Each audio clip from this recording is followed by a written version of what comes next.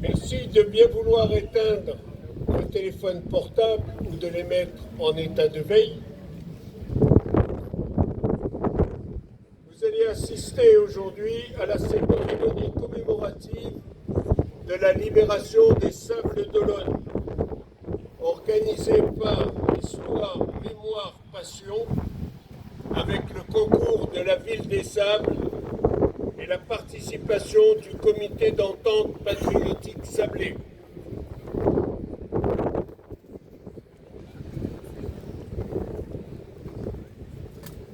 Garde à vous!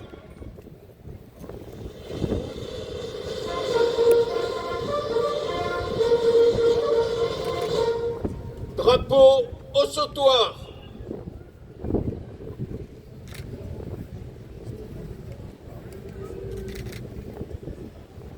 Attention pour les couleurs.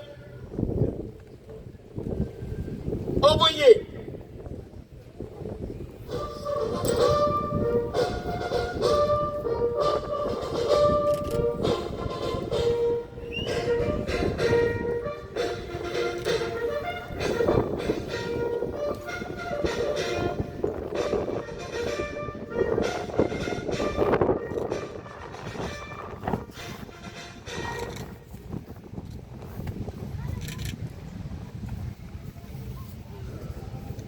Les porte-drapeaux, la hampe au pied.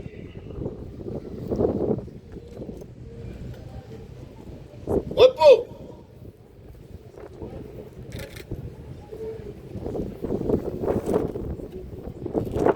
Nicolas, tu me parles? Discours de M. Nicolas Sénéchaud, premier maire adjoint des Sables d'Olonne et conseiller départemental. C'est dégommé, non? Premier adjoint des Sables d'Olonne et conseiller départemental de la Vendée. Merci beaucoup.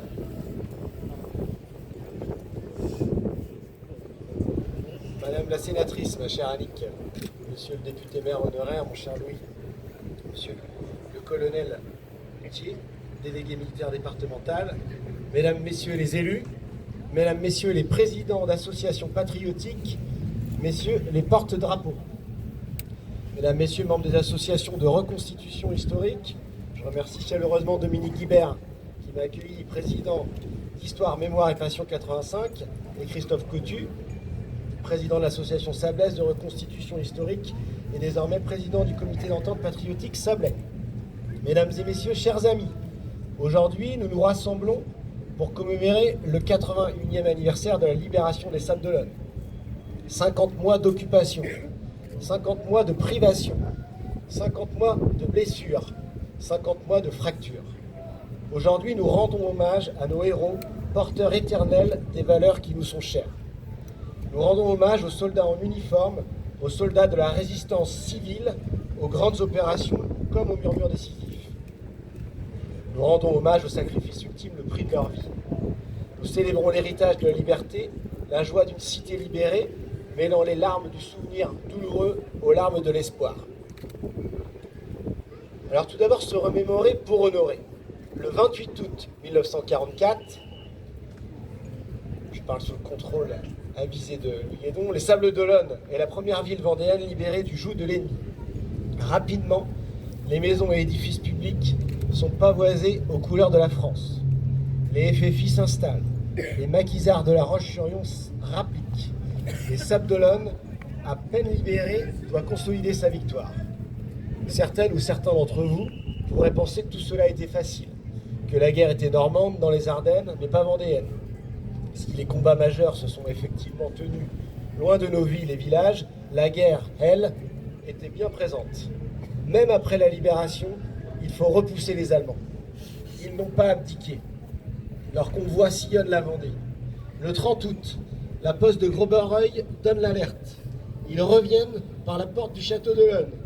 Les FFI des groupes Caz et Renault leur bloquent le passage.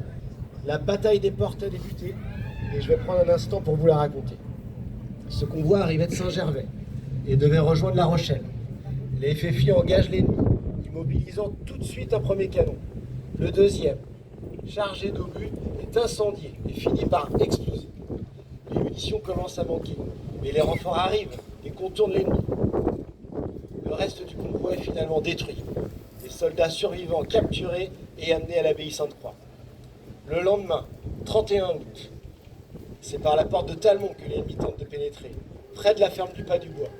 Vers 15h, un nouvel affrontement. 2 voitures légères et un canon anti-char lourdement armé se présentent à la porte. Le combat fait rage. Une fois encore, les munitions manquent.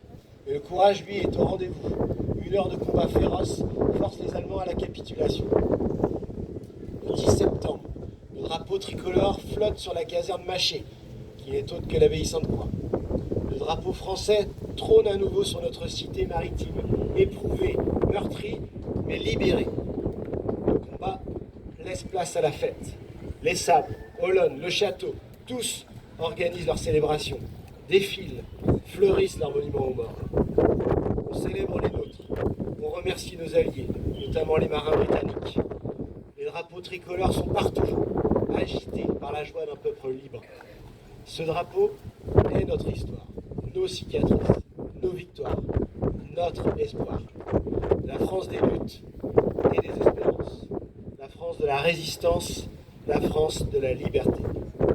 Ce bleu, ce blanc, ce rouge, c'est aussi celui de nos anciens combattants, des résistants sablés, mais aussi celui de la jeunesse, qui doit toujours garder à l'esprit la signification du mot paix.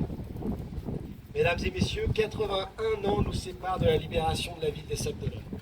Chaque année, faisons de cet anniversaire un appel solennel.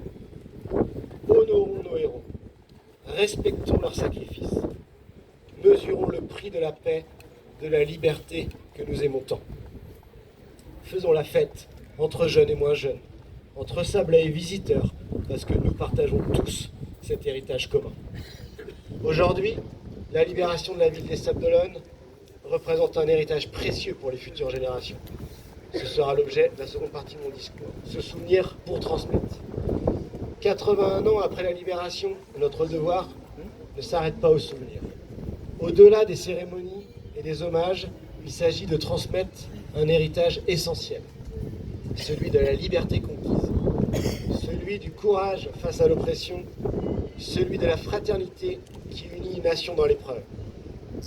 Aujourd'hui, notre société, si différente de celle d'hier, fait face à ses propres défis. Les valeurs de la résistance sont bel et bien d'actualité. Vigilance, engagement, courage face aux forces qui veulent coûte que coûte affaiblir notre pays. C'est pourquoi nous avons la responsabilité de faire vivre cette mémoire auprès des jeunes générations, de leur raconter l'histoire des Sablés qui dans l'ombre ont résisté, de leur montrer que derrière chaque geste de bravoure, il y avait des hommes et des femmes ordinaires, nos parents, nos grands-parents, qui ont fait le choix de l'honneur. Je souhaite ici saluer tout particulièrement les associations patriotiques et les groupes de reconstitution historique pour que chaque année la flamme de l'histoire se ravive. Grâce à leur travail, la mémoire devient tangible, les uniformes, les objets, les récits précis permettent à tous, petits et grands, de mieux comprendre. Et je vous invite, si ce n'est pas déjà le cas, déjà fait, à aller rencontrer les écoles, les enseignants, les familles ont aussi un rôle fondamental dans cette transmission. Ici, au Sables-d'Olonne, nous sommes fiers d'accompagner ces initiatives qui permettent à nos jeunes de mesurer le poids de leur passé. Mesdames et messieurs, chers amis, se souvenir, c'est honorer. Transmettre, c'est construire. En cette journée de commémoration, nous remercions celles et ceux qui, un jour d'août 1944, ont choisi de résister pour leur liberté et de facto pour la nôtre. Leur combat, leur courage, leur sacrifice ont permis que nous vivions aujourd'hui libres, unis, en paix. La flamme de la mémoire ne doit jamais vaciller. Elle nous éclaire sur le chemin du respect, de la solidarité, de la liberté. Elle nous rappelle que les grandes pages de notre histoire se sont écrites avec du sang, des larmes, mais aussi avec de l'espoir. Alors, ce 81e anniversaire de la libération des Sables-d'Olonne, engageons-nous ensemble à rester fidèles à cet héritage. À chaque génération d'en porter le flambeau avec lucidité, avec clarté, avec exigence. Vive la mémoire de nos résistants, vive les Sables d'Olonne, vive la République et par-dessus tout, vive la France!